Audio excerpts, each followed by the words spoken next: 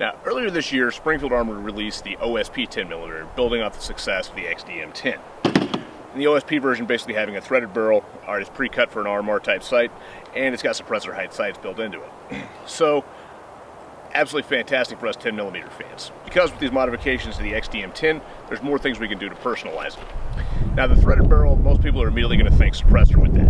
But 10mm is kind of a weird round to suppress. There's not a lot of factory options for subsonic, as well as, if you're going to shoot subs, you should probably shoot 45 ACP. I mean, there's a place for suppressed 10mm, but it's not what most people think of.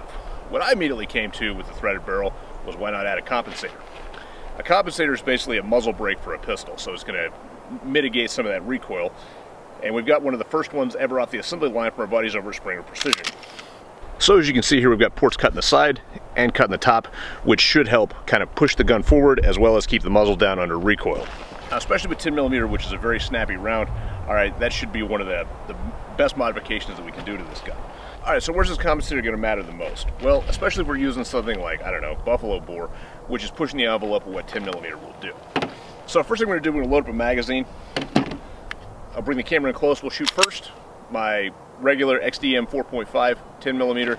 Alright, so we can see what the recoil does with that. And we can immediately switch over and see what the compensator is actually doing for us. Alright, this is buffalo bore 200 grains. Alright, these things are snappy, but we're going to one-hand the gun anyway, just because that's going to give us the best judge of how much the compensator is helping. Here we go.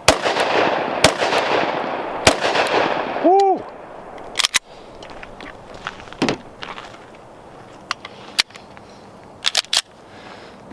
Alright, and now onto our compensated model.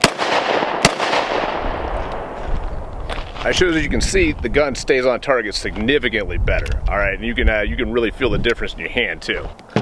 The next thing we want to do is put a red dot on the pistol. Why? Because I find it easier to be accurate with red dots. 10mm is a fantastic hunting round, and if we're going to use it for a hunting gun, we might need to push the envelope what we can do with iron sights. Not that you can't shoot just as far with iron sights. Like I said, I just find it easier with a red dot. Now, once again, because we're talking about 10mm, to me the only appropriate optic out there is the Trijicon RMR Type 2. The RMR already has a tremendous reputation for toughness, and the Type 2 has actually expanded on that. I've actually got contact points all the way around the battery, so no matter how this thing's slamming around, it should stay in contact. And I've seen very good field reports already from the Type 2.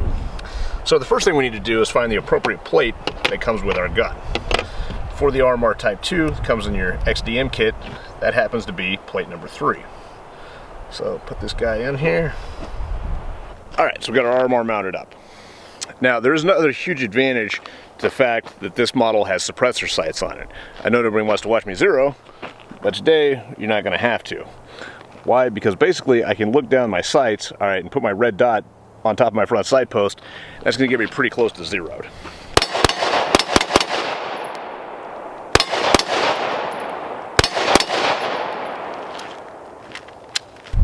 And how about that accuracy?